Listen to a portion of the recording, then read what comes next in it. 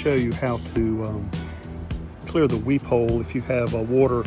If you have a sunroof on your Grand Cherokee, this is a 2014, and when it rains, the driver's side or passenger side floors get wet. It's because your weep hole has, if you have a sunroof, your weep hole is kind of clogged. So I'll show you how to unclog it. So what I did is I opened my sunroof and I made sure I got any trash out from underneath there. Then I got a weed eater line. I don't know if you can see this or not. I can show you there's a little hole there. And I just poked it in that hole and cleared it out. And now water's draining properly.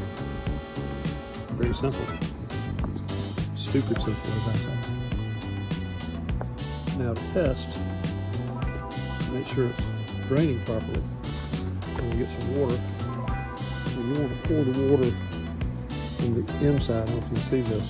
You don't want to pour it here, which is your headliner. You want to pour it on the other side. So I pour it in there.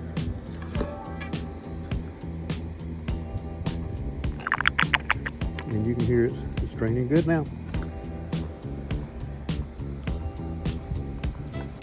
While I'm at it, I'm going to go ahead and clean the weep hole on the passenger side of my car. And I think you'll see it's right in the corner. It took a while for me to find it to go down in there, but just use some real good stuff.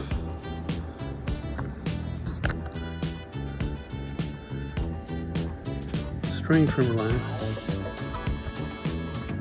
And test it again. Pour the water a little soft, you can hear it. Good as new.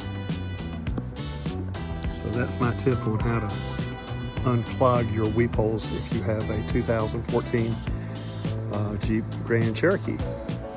Have a good day.